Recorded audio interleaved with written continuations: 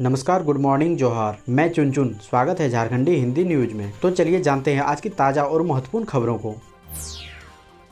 आज की पहली और बड़ी खबर। हेमंत सोरेन ने कहा, राज्य में सभी के सहयोग से जीतेंगे कोरोना से जंग। मुख्यमंत्री हेमंत सोरेन ने शनिवार को यहां कांके रोड रांची स्थित मुख्यमंत्री आवासीय कार्यालय में झारखंड यूनिसेफ के प्रमुख प्रशांत दास एवं अन्य पदाधिकारियों ने मुलाकात की। यूनिसेफ के पदाधिकारियों ने कोरोना महामारी से लड़ने के निमित्त कई महत्वपूर्ण चिकित्सा उपकरण मुख्यमंत्री को सौंपे। मौके पर मुख्यमंत्री ने कहा कि राज्य सरकार द्वारा कोरोना संक्रमण की रोकथाम, बचाव और संक्रमित मरीजों के बेहतर इलाज के लिए लगातार प्रयास किए जा रहे हैं। राज्य सरकार ने कोरोना संक्रमण की संभावित तीसरी लहर के मद्देनजर अपनी तैयारियां शुरू कर दी है। संक्रमण नियंत्रण के लिए बेहतर चिकित्सा प्रबंधन सरकार की प्राथमिकता है। झारखंड में सभी के सहयोग से कोविड-19 से जंग जीतेंगे।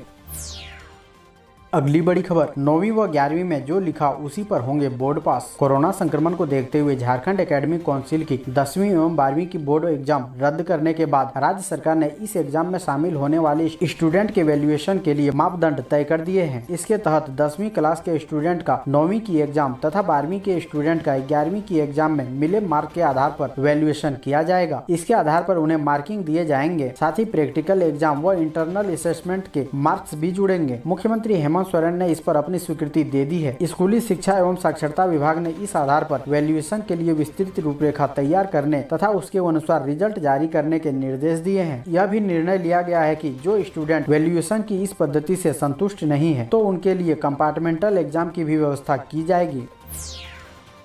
अगली बड़ी खबर। बंधु तिर्की ने कहा, स्वास्थ्य, कृषि व शिक्षा क्षेत्र में जो कार्य होना चाहिए था वह नहीं हो पाया है। सरकार के अधिकारी सचिवालय में बैठकर किसानों के लिए फसल नीति तैयार करते हैं, जबकि हर प्रखंड की भौगोलिक स्थिति अलग अलग होती है। सरकार हर प्रमंडल की भौगोलिक स्थिति को देखते हुए उनके अनुसार कृषि नीति तैयार करे। उक्त बातें पलामू प्रवास के दौरान परिसदन में मांडर विधायक बंधु तिर्की ने कही। पलायन पर उन्होंने कहा कि प्रमंडल वाइज कृषि नीति से यह रुकेगा। हर प्रमंडल की अलग फसल है, इसलिए एक नीति से किसानों को उसका फायदा नहीं मिल पाता है। दोस्तों, अभी तक वीडियो को लाइक नहीं किए हैं तो कृपया करके लाइक जरूर करें। अगली बड़ी खबर। गढ़वा में ट्रक ने ऑटो में मारी टक्कर, पिता पुत्र समेत 3 लोगों की मौत। गढ़वा जिले के भवनाथपुर में शनिवार की दोपहर तेज रफ्तार ट्रक ने एक ऑटो में टक्कर मार दी। इस घटना में ऑटो में सवार बच्चा सहित 3 लोगों की मौके पर ही मौत हो गई। इसके अलावा 4 अन्य घायल हैं। आक्रोशित ग्रामीणों ने ट्रक चालक को पीट कर घायल कर दिया। मौके पर पहुंची पुलिस ने ग्रामीणों की मदद से घायलों को इलाज के लिए सामुदायिक स्वास्थ्य केंद्र भेजा। पुलिस शवों का पंचनामा कर पोस्टमार्टम के लिए गढ़वा भेजने की तैयारी में जुटी है। घटना भवनाथपुर केतर मुख्य पथ पर दुधवनिया घाटी के समीप की है। शनिवार की दोपहर करीब 3 बजे तेज रफ्तार ट्रक ने सामने से ऑटो में जोरदार टक्कर मार दी थी। इस घटना में ऑटो पर सवार पिता पुत्र समेत 3 लोगों की मौके पर ही दर्दनाक मौत हो गई, जबकि दुर्घटना में मां बेटी गंभीर रूप से घायल हो गए। अगली बड़ी खबर। लातेहार में नक्सली नहीं, शिकार खेलने जा रहे युवकों से हुई पुलिस की गोलीबारी। झारखंड के लातेहार जिले गारू थाना क्षेत्र के पीरी जंगल में शनिवार की सुबह गोलीबारी सुरक्षा बलों और माओवादियों के बीच नहीं बल्कि शिकार खेलने निकली युवकों की हथियारबंद टोली और पुलिस के बीच हुई थी। दोनों तरफ से चली इस गोलीबारी में एक ग्रामीण युवक की मौके पर ही मौत हो गई और एक अन्य घायल हो गया। मृतक की पहचान ब्रह्मदेव सिंह के रूप में की गई है। मृतक पीरी गाँव का ही रहने वाला है। गोलीबारी में घायल हुए युवक की पहचान दीनदयाल सिंह के रूप में की गई है। उसे बाह में गोली लगी है। इसके पूर्व सूचना आई थी कि पीरी के जंगल में सुरक्षा बलों और माओवादियों के बीच मुठभेड़ में एक नक्सली मारा गया है। अगली बड़ी खबर। हाट बाजार में शारीरिक दूरी का कराएं पालन। सरकार की ओर से जारी कोविड-19 की गाइडलाइन का पूरी तरह से अनुपालन कराएं। हाट बाजारों में शारीरिक दूरी व मास्क का अनिवार्य रूप से पालन कराएं। यह निर्देश पाकुड़ पुलिस अधीक्षक मनीलाल मंडल ने दिया। वह मासिक अपराध गोष्ठी में पाकुड़ जिले के पुलिस पदाधिकारियों व थानेदारों को संबोधित कर रहे थे। अपराध गोष्ठी में पाकुड़ व महेशपुर प्रभाग के अनुमंडल पुलिस पदाधिकारी, सभी थाना व ओपी प्रभारी एवं सभी शाखा प्रभारी शामिल हुए।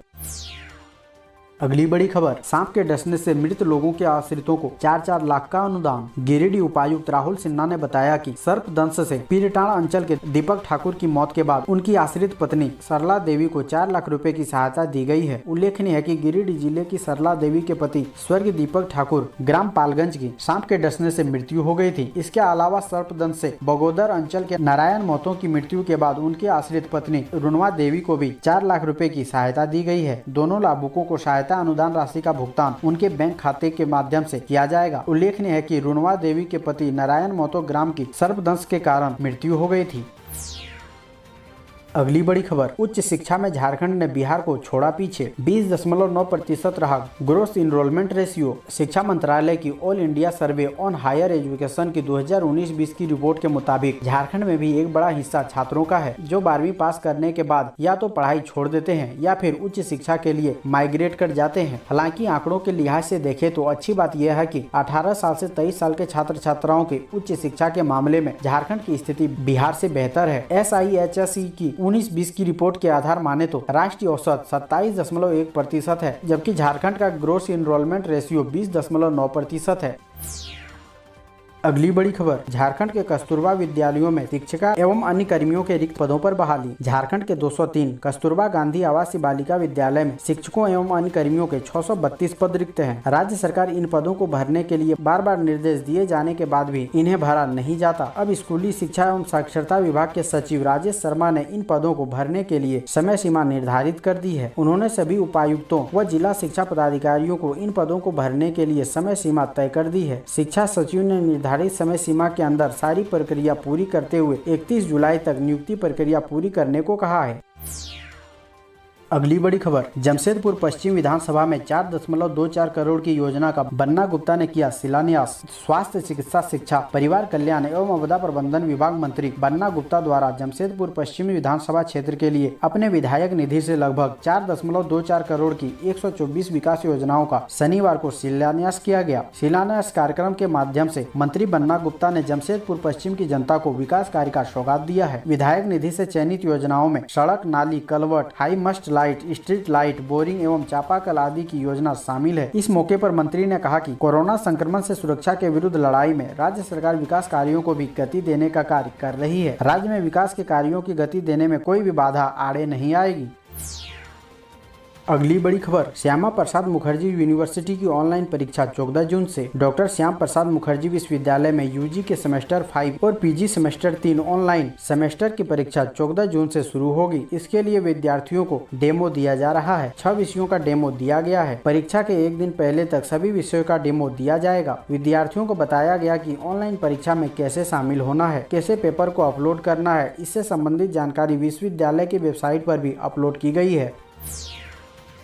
अगली बड़ी खबर, सीएम हेमंत से मिले यूनिसेफ के अधिकारी। 800 ऑक्सीजन कंसंट्रेटर समेत सौंपे कई मेडिकल उपकरण। यूनिसेफ इंडिया के पदाधिकारियों ने शनिवार को रांची में मुख्यमंत्री हेमंत सोरेन से मुलाकात की। इस दौरान यूनिसेफ की तरफ से कोरोना संक्रमण से निपटने के लिए कई महत्वपूर्ण चिकित्सीय उपकरण सीएम को सौंपा गया। सीएम हेमंत ने यूनिसेफ के इस पहल की सराहना करते हुए कहा कि राज्य के विकास में यूनिसेफ सहित विभिन्न संस्थाओं द्वारा सराहनीय कदम उठाए जा रहे हैं। मुझे विश्वास है कि यूनिसेफ द्वारा दिए गए आवश्यक सामग्रियों से राज्य के जरूरतमंदों को चिकित्सा सहायता मुहैया कराने तथा कोविड-19 के खिलाफ जारी लड़ाई को जीतने में मदद मिलेगी।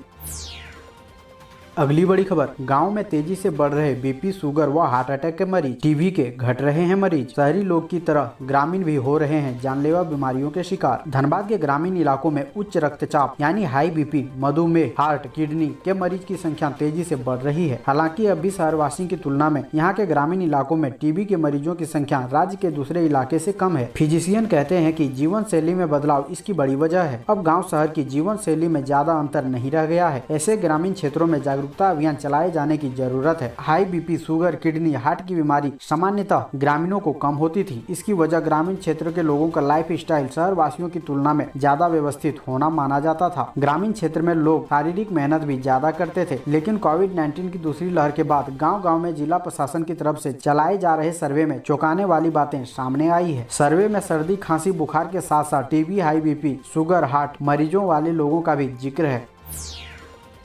अगली बड़ी खबर, गुमला के किसानों ने सरकार को दिया अल्टीमेटम, हमारा पैसा दे या फिर धान वापस करें। किसानों ने सरकार को धान बेचा, परंतु अभी तक किसानों को पूरा पैसा नहीं मिला है। अब खेती बाड़ी का समय शुरू हो गया है। बीज व खाद खरीदना है, परंतु कई किसानों के पास पैसा नहीं है जिससे वे बीज व खाद खरीद सके और खेती शुरू कर सके। किसी किसान का 20,000 तो किसी का 1 लाख रुपए से अधिक बकाया है। सरकार द्वारा धान का पैसा नहीं देने से किसानों में आक्रोश है। किसानों ने सरकार से कहा कि अगर पैसा नहीं दे पा रहे हैं तो हमारा धान वापस कर दे। खोरा पंचायत के किसान सबसे ज्यादा गुस्से में है। किसानों ने तो सड़क पर उतरने की धमकी भी दे दी है। खोरा गांव के किसान लखन प्रसाद साहू को 6 माह से लैंपस के द्वारा उनके धान के मूल्य के लिए दौड़ाया जा रहा है। श्री साहू ने कहा कि उनके 40 क्विंटल धान के एवज में 83,000 रुपए बकाया है, जो अब तक नहीं मिला, जिस कारण धान बीज खरीदने में काफी परेशानी हो रही है। अगली बड़ी खबर, सरायकेला में रेलवे ट्रैक पर मिली नाबालिग लड़का लड़की की लाश। जानिए क्या है मामला। सरायकेला थाना अंतर्गत बीरबांस हॉल्ट के पास डाउन लाइन पर शनिवार की सुबह 2 नाबालिग लड़का लड़की का शव मिलने के बाद क्षेत्र में सनसनी फैल गई। स्थानीय ग्रामीणों ने दोनों के शव देखने के बाद तत्काल इसकी सूचना रेलवे पुलिस को दी, जिसके बाद आरपीएफ ने सरायकेला थाने को मामले की जानकारी दी। मौके पर पहुंचे सरायकेला थाना पुलिस ने दोनों नाबालिग लड़का लड़की के शव को अपने कब्जे में लेकर पोस्टमार्टम के लिए भेज दिया है। घटना स्थल के संबंध में जानकारी दी गई कि नाबालिग युवती का शव कटे हुए हालत में बरामद किया गया, जबकि नाबालिग युवक का शव मृत युवती से तकरीबन 1 किलोमीटर रेलवे ट्रैक पर पूरी तरह से क्षत विक्षत हालत में बरामद किया गया। परंतु दोनों ही मृतकों की चप्पल युवती के शव के समीप से बरामद किए गए हैं। जांच के दौरान मृत 15 वर्षीय नाबालिग युवती की पहचान सरायकेला थाना क्षेत्र के रूप में की गई है, जबकि काफी मशक्कत के बाद मृत 15 वर्षीय नाबालिग युवक की पहचान सरायकेला थाना क्षेत्र के रूप में हो पाई है। वहीं पुलिस मामले के सभी पहलुओं को लेकर छानबीन कर रही है। अगली बड़ी खबर, अफवाहों पर ना दे ध्यान, संपूर्ण लॉकडाउन में भी जारी रहेगी आपके लिए ये सेवाएं। शनिवार की शाम 4 बजे से पूरे राज्य में संपूर्ण लॉकडाउन लग गया है। ऐसे में 38 घंटों के लिए सभी प्रकार की दुकानें, यातायात, कार्यालय समेत तमाम चीजें बंद रहेगी। इसको लेकर धनबाद जिला प्रशासन की ओर से भी निर्देश जारी कर दिए गए हैं। हालांकि इस बीच कुछ चीजों को लॉकडाउन से बाहर रखा गया है ताकि लोगों को दिक्कतें न हो। राज्य सरकार ने शनिवार की शाम से लेकर सोमवार की सुबह तक फुल लॉकडाउन का फैसला लिया है। इसके तहत सब्जी, फल, मिठाई, राशन, कपड़ा, ज्वेलरी सहित सभी दुकानें बंद रहेगी, जबकि मेडिकल दुकानों समेत मेडिकल से संबंधित अन्य सभी प्रकार के प्रतिष्ठान संस्थान खुले रहेंगे। इसके अलावा जिले भर के पेट्रोल पंप, एलपीजी केंद्र, हाईवे के बगल का dhaba, cold storage, warehouse खुले रहेंगे। दूध कारोबार को भी इससे मुक्त रखा गया है। बात परिवहन और परिचालन की करे तो रेल सेवा और प्रशासनिक गतिविधियां जारी रहेगी। निजी वाहन पर रोक रहेगी। इसके अलावा खान पान को लेकर दिक्कत न हो, इसके लिए होटलों एवं रेस्टोरेंट को होम डिलीवरी की छूट दी गई है। ऐसे ही महत्वपूर्ण खबरों को जानने के लिए हमारे चैनल को सब्सक्राइब जरूर करें। अब हमें दीजिए इजाजत, मिलते हैं अन्य महत्वपूर्ण खबरों के साथ। धन्यवाद।